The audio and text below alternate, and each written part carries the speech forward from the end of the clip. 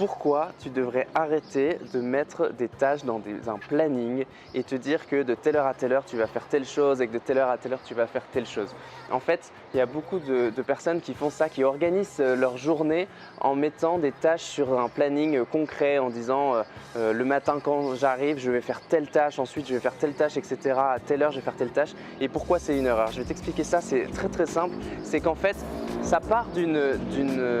bonne intention, ça part d'une bonne pratique de vouloir planifier, de vouloir avoir un travail qui est structuré, etc. Et en soi, il n'y a rien de mal à ça. Mais le problème, c'est que ça ne prend pas en compte le fait que ton énergie dans ta journée n'est pas la même tout le long de la journée. Il y a des moments dans ta journée, tu vas avoir une énergie haute, il y a des moments où tu vas avoir une énergie qui va être beaucoup plus basse. Et en fait, tu ne peux pas le planifier à l'avance à quel moment tu vas avoir une énergie haute. Tu ne peux pas planifier à l'avance si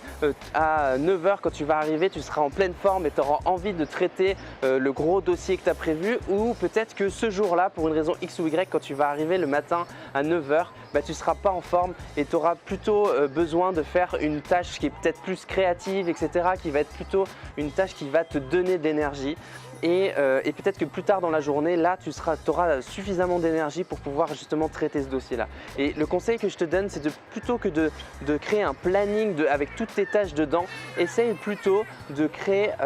des priorités dans ta journée et que dans cette journée-là, tu puisses abattre du travail, que tu puisses te dire dans ma journée j'ai 3 choses qui doivent être faites, et suivant quand tu arrives au travail, quand tu arrives à ton bureau, suivant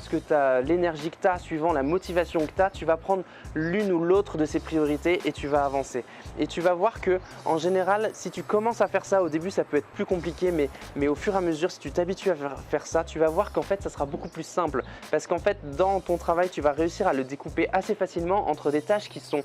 extrêmement énergivores et des tâches qui au contraire te motivent et te permettent de créer de l'énergie. Par exemple, moi quand je fais des vidéos, c'est quelque chose que j'aime faire, c'est quelque chose qui me donne de l'énergie, et alors que si je dois gérer par exemple de la comptabilité ou des choses qui me motivent moins, c'est quelque chose qui va me prendre de l'énergie. Et c'est préférable pour moi de venir en sachant que par exemple que je dois faire une vidéo aujourd'hui et que je dois aussi gérer ma compta, et de me dire que je dois faire ça dans la journée, mais je n'ai pas forcément planifié à quel moment. Et si quand j'arrive le matin, je suis ultra motivé et que je sens que j'ai de l'énergie et que ça peut le faire, et que là je suis prêt à prendre la compta et puis à faire tout ce qu'il faut, rentrer toute la compta, etc., je vais le faire. Mais si je sens que j'ai besoin